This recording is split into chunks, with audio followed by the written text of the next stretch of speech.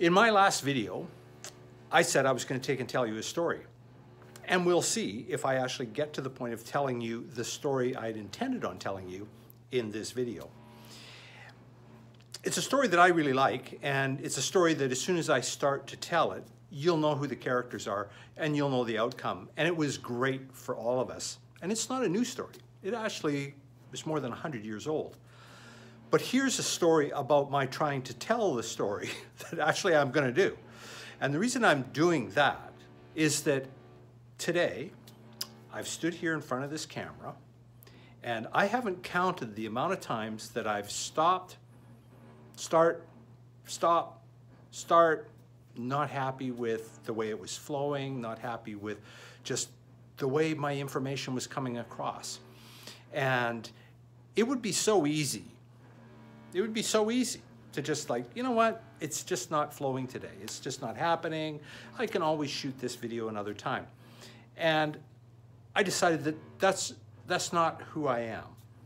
That's not what I committed to myself to take and do. I committed to myself to shoot these videos. And it's a vision that I have of where I want to go and what I want to accomplish and the impact that I want to have, the value that I want to add to people in being the best that I can be and encourage other people to be the best that they can be as well. And sometimes that means it doesn't necessarily flow easy. It doesn't necessarily just bang, there it is, and every day is a happy, easy day.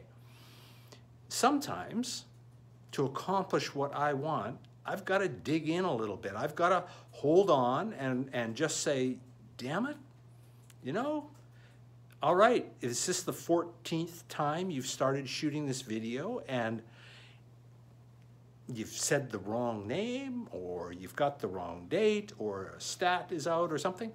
Yeah, probably is. This is probably the 14th or 15th take. And so rather than my trying to tell a story, I wanted to tell you the story about me trying to tell you the story. I really wanted to add value by telling you the story because it's a great story about vision. It's a great story about making a decision, being committed, following through. And that's what the Wright brothers did. But what I've done, and I shouldn't have used the word but, what I'm doing though, is I'm telling you that it caused me to struggle for whatever reason to actually get the story out.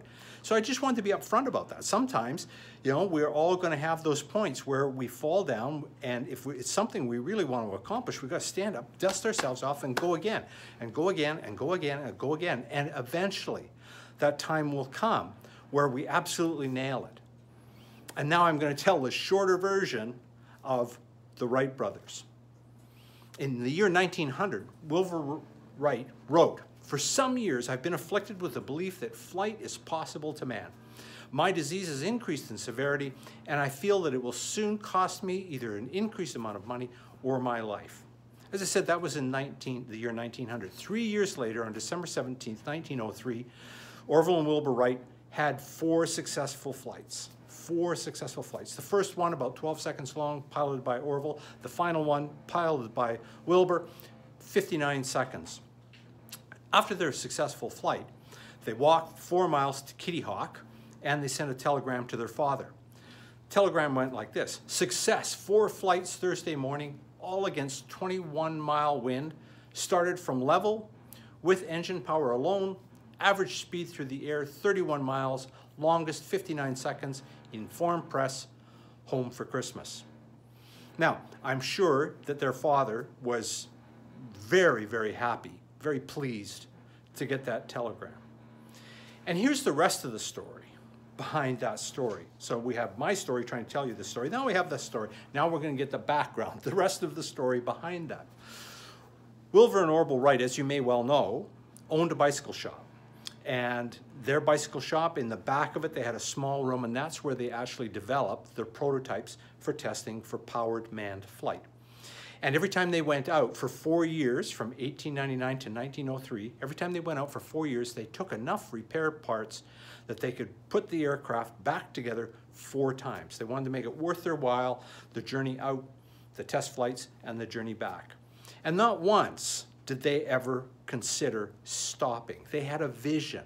As Wilbur's words in 1900 said, he has a disease that he absolutely believes. He believes in man's powered flight.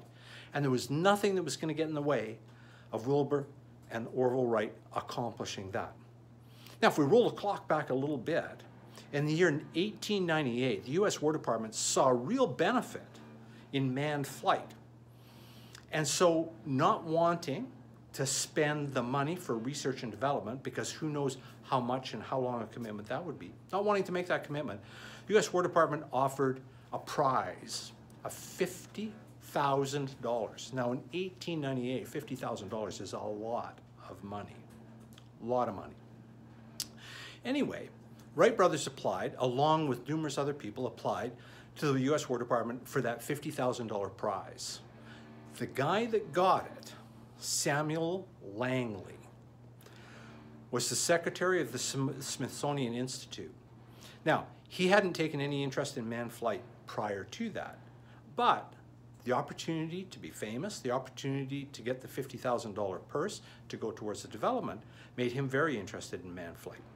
So here we have Samuel Langley, $50,000 grant, or bonus, or prize, to take and go out and develop manned flight. What's he do? He recruits the finest engineering minds of the day. He recruits fine fabricators, designers, and over a period of years, spends the full $50,000 without a successful flight. Wilbur and Orville Wright, in the back room of their bicycle shop, with a vision and a belief, a solid, uncompromising, unwavering belief that not only was it possible for man to be powered flight, but that they could do that, carried through and kept going and kept going and kept going. And did they have to get up quite literally and dust themselves off after each crash? I suspect so.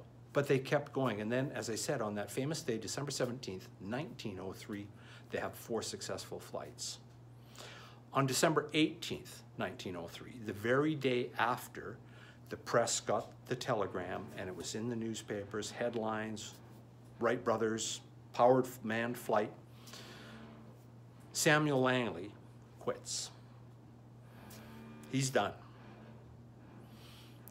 The Wright brothers carry on, of course, and in 1908 have a contract with the US government to develop aircraft that could fly 40 miles an hour and carry people.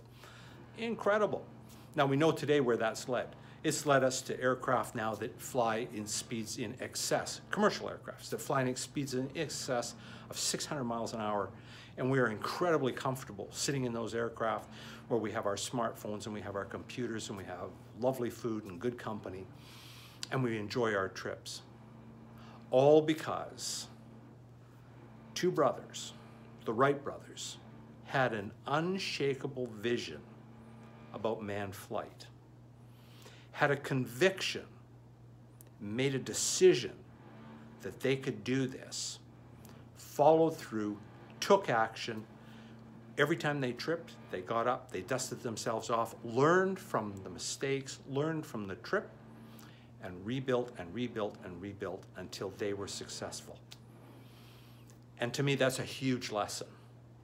And shooting this video, probably now 14 times, is a huge lesson for me as well, in that I really love what I do. And I have a vision for where I want to go with all of this, and I have a vision for where I want all of you to go with all of this. Part of my vision is to be sure that I add value every day to everybody I meet. Part of my vision is to be the best person that I can be. And I know that there's times where I'm going to trip up, fall down, and I just need to remember, just get up, dust myself off, learn from whatever it was that tripped me up, and go again. And I'm sure that there are those areas in your life where there's something that you want to accomplish, somewhere you want to go, somebody that you want to be, a change that you want to make. And as soon as you start moving towards that, You can find that there are all kinds of things that pop up in your way. Demands on your time, demands on your focus, that question your willpower, that question your focus, your drive, question your ability to actually do it.